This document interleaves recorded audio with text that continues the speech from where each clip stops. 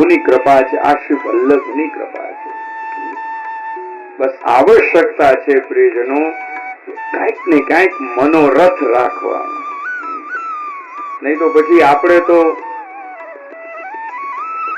જો ધીંધિયાતા જ રહેશું, અમારાથી કેમ થાય?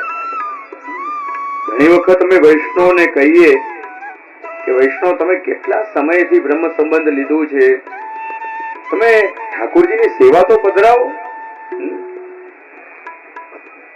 ત્યારે તરત જ ઉત્તર મળે, અમારાથી ક્યાં થાય, અમને ક્યાં ટાઈમ છે.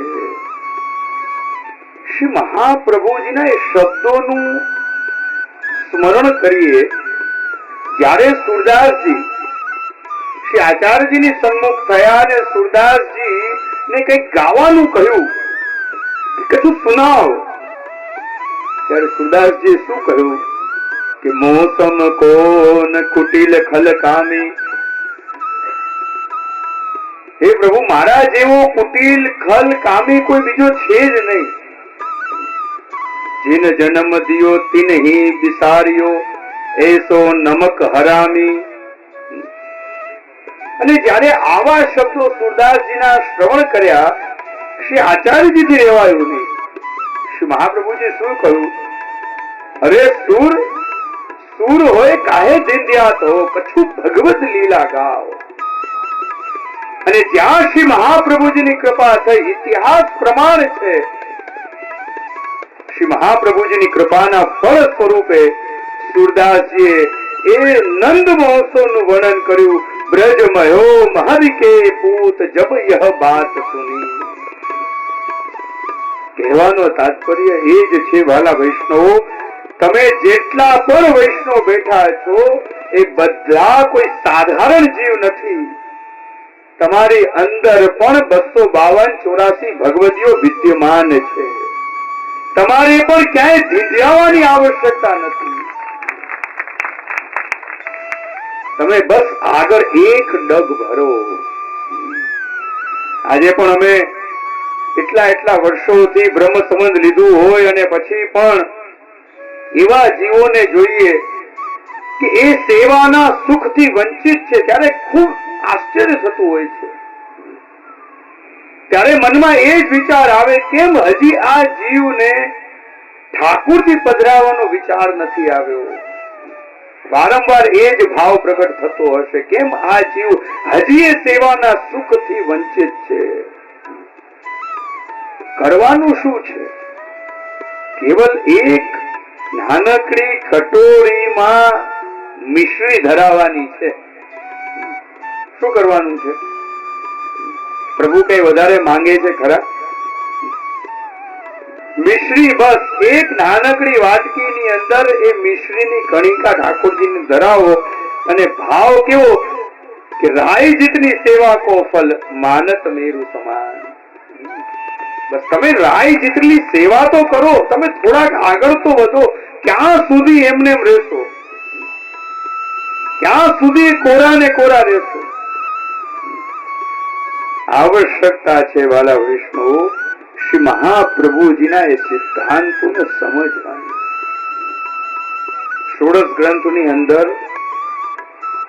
શ્રી વલ્લભ સ્પષ્ટ આજ્ઞા કરે છે કે સ્મરણમ ભજનમ ચ અપી ન ત્યાજ્યમ ઇતિ મે મતિ. ધ્યાન આપજો કે જીવનમાં એક સમય એવો આવે કે બધું જ છોડી દેવાનું, પણ એવા સમયમાં પણ શ્રી મહાપ્રભુજીના શબ્દોનું સ્મરણ કરો કે ન ત્યાજ્યમ સ્મરણમ ભજનમ ચ અપી ન ત્યાજ્યમ ઇતિ મે મતિ. કે બધું જ છોડી દેજો, પણ ઠાકોરજીનું સ્મરણ અને ભજન, ભજ ધાતુ સેવાયામ, ઠાકોરજીની સેવા અને સ્મરણ ક્યારે છોડતા નહીં. વિચાર કરો વાલા વૈષ્ણવ, આપણે શું કરીએ છીએ? ઘણી વખત એમ શ્રી હરાય મહાપ્રભુના એ શબ્દો કે વૃથા તજન્મ ભૂતલે, એનું સ્મરણ થઈ આવે.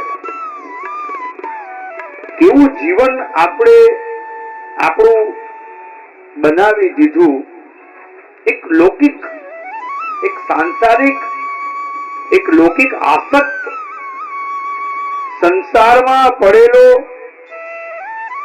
એક લૌકિક જીવન જીવનારો એક સાધારણ જીવ જેવો જીવન આપણે બનાવી દીધું. એવા નથી. તમે વિચાર કરો, શ્રીમદ ભાગવતની અંદર હમણાં થોડા સમય પહેલા જ નરસિંહ જયંતિ ગઈ અને આપણે ચરિત્રને તો જાણીએ જ છીએ કે નાનકડા બાળક પ્રહલાદજી માટે પ્રાગટ્ય થયું અને એ સમયે વિચાર કરો કે એ બાળકની સ્થિતિ કેવી હતી અને આપણી સ્થિતિ અત્યારના કેવી છે એ તમે સ્વયં નિર્ણય લેજો. અસુર કુળમાં જન્મેલો, એની જો 7 પેઢીના તમે દર્શન કરો તો અસુર કુળમાં, એને એ કઈ દેવતાઓના વંશમાં નથી. અહીંયા કોઈ પણ બેઠેલા વૈષ્ણવો અસુર કુળમાં જન્મેલા છે ખરા? હા કે ના? કોઈ હિરણ્યકશિપુના વંશજ અહીંયા બેઠા હોય કે કંસના વંશજ બેઠા હોય તો કહી દેજો, હાથ ઊંચો કરજો. છે કોઈ? કે રાવણના વંશજો છે? તમે બધા મર્યાદી વૈષ્ણવના વંશજો છો, 252-84 ભગવદીઓના વંશજો છો. અહીંયા કોઈ પણ હિરણ્યકશિપુ કે કંસ કે રાવણના વંશજ નથી બેઠા. કોઈ બેઠું હોય તો અલગ વાત છે, મને નથી દેખાતા. કોઈ પોતાને ધારીને બેઠા હોય અમે તો એના જ વંશજ છીએ તો અલગ વાત છે.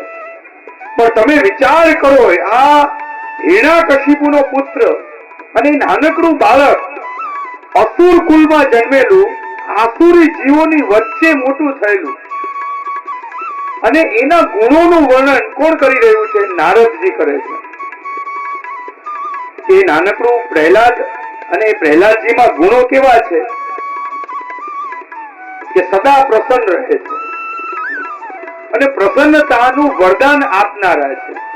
જે જીવ એની સામે આવે ને એને પ્રસન્નતાનું વરદાન આપે.